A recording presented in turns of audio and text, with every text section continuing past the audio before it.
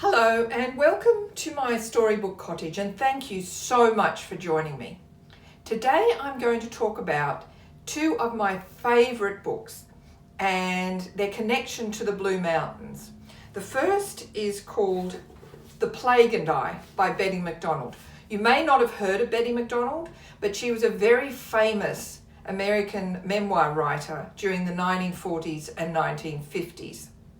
Her first book, The Egg and I, became a really popular movie, and two of the characters from the book and the movie, Ma and Pa Kettle, or More and Paw Kettle, became iconic characters, and I think they kept on making movies about just those characters. The reason why Betty MacDonald was so popular was because she was so incredibly funny. She was such a funny writer. She managed to make everything funny, even getting diagnosed with tuberculosis, which is what her second book, The Plague and I, is about.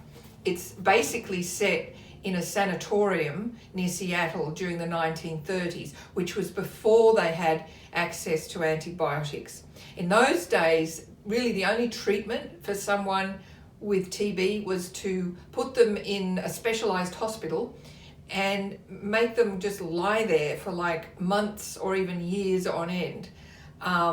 Sometimes there was a bit of surgery, but mostly people just had to lie there. And the reason is actually described in The Plague and I. This is a doctor speaking. Tuberculosis is caused by the tubercle bacillus, a red rod-shaped microorganism. To date, no medicine has been discovered which will kill this bacillus. That's until they discovered penicillin. The only way a patient can get rid of the bacillus is to wall it off in the lungs. This walling off process is done by fibrosis, which is more delicate than a spider's web and can be torn by the slightest activity. The poisons sloughed off by the tubercular sores in the lungs make the tuberculous patient nervous, make his heart pound, make resting difficult. Rest is the answer. Just rest, rest, and more rest. The result of this kind of treatment could be pretty grim, but Betty, as usual, made light of it. For example, this is a description of her arriving at the hospital. The entrance hall was large and dim with tall leaded windows, a tiled floor, and dark woodwork. Feebly lit, mysterious corridors radiated from this central point, and we all stood uncertainly, wondering which to take. There was no one in sight anywhere, no sound. Mary said, "I didn't realise that your arrival would cause such a sensation." And a nurse bobbed up from behind a high counter and said, "Shh." This startled Madge so that she dropped the 4 large books she was carrying. They crashed to the floor, and noise rolled along the corridors like spilled marbles. This is such a funny book, and it makes me think of my other favourite book that I'm going to talk about, Amy Witting's Isobel on the Way to the Corner Shop. Now, I'll just read the blurb of this so that you'll know what it's about. Isobel Callahan fears she is going mad. She has resigned from her job and is trying to survive as a writer. With no food left in her rooming house attic, she sets out to buy provisions from the corner shop. On the way, she collapses and, to her surprise, wakes up in hospital. From there, it's a bumpy ride to the tuberculosis sanatorium, where Isobel becomes a member of a self-contained society. The godlike doctors and an assorted, less than compatible cast of patients help Isobel to gain hard insights about herself and about human nature on the slow path to recuperation. Now, Amy Witting's book is set a little later than The Plague and I. So the two sanatoriums are a little different because Amy Witting's sanatorium has access to streptomycin, which was one of the first antibiotics, but the rules of both sanatoriums are still really strict. And the other interesting thing about it is that Amy Witting's sanatorium, the one that Isobel went to, and the one that Amy Witting went to as well, was in the Blue Mountains. The Blue Mountains used to be a popular place for sanatoriums because the air is very clean and fresh and the weather is pretty cold. And cold weather was a prerequisite for treatment of TB because, as it says in Betty MacDonald's book, It is better to be too cold than too warm. Too much heat makes patients restless.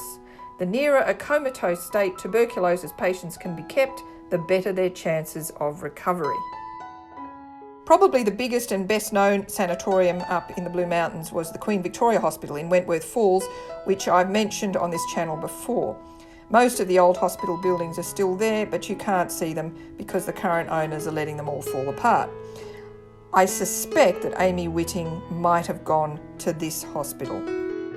Another sanatorium was Boddington, also in Wentworth Falls, which opened in 1908.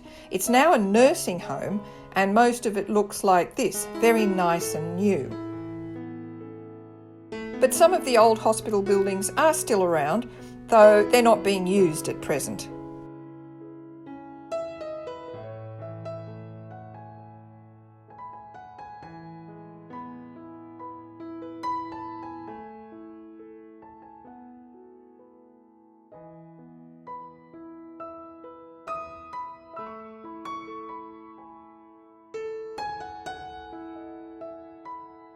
The place has staggering views, so that might have been one comfort for the poor patients.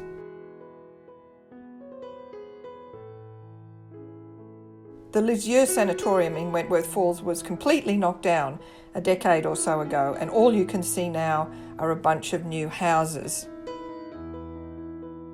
And in Lura, the Tregothnan private hospital seems to have disappeared as well, though there's still a lane named after it. At the moment, the old address is occupied by another care facility, which appears to be an entirely new building. However, there's a very old and very big house next door, which looks as if it might once have occupied the entire block. And it's possible that this enormous, sprawling house, with its many outbuildings, is actually the old hospital. And one portion of its garden was sold off to build the care facility. There were 4 sanatoriums in Wentworth Falls, and one of them was the Shalva Sanatorium, later the Grosvenor Private Hospital, whose current owner occupies only one half of the original property. The other half is this. You can still see the old boiler room at the back there. And this little brick wing is apparently the old kitchen. And the new owner has used the old tin roof as fencing, and the old laundry tub as a garden sink. And he's put one of the old ward basins into a stone wall. Inside you can still see some traces of the original building.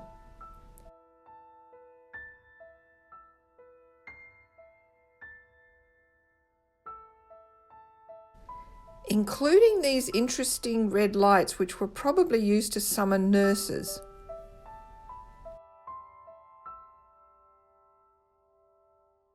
These heaters aren't original to the house, but they actually come from the Queen Victoria Hospital, and they still work.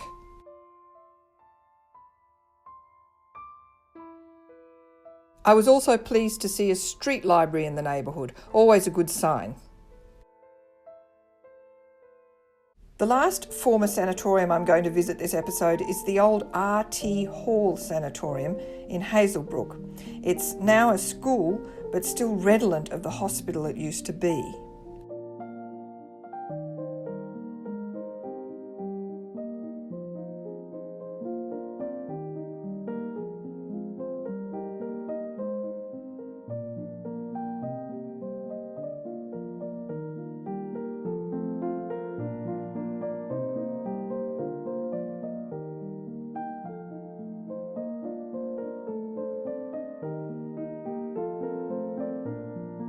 This place makes me think of a passage in Amy Witting's book. She sat Isobel in the chair, tucked the blanket over her knees, put her bag beside her, and they set off, Isobel waving goodbye. There was another journey along corridors, through 2 sets of double doors, and into the long corridor they had travelled from the dining room the night before. There the journey ended in a small room with 2 unoccupied beds, each with a cabinet beside it, one close to a large window which looked out on a long veranda, and in the background, mountains that extended to the horizon.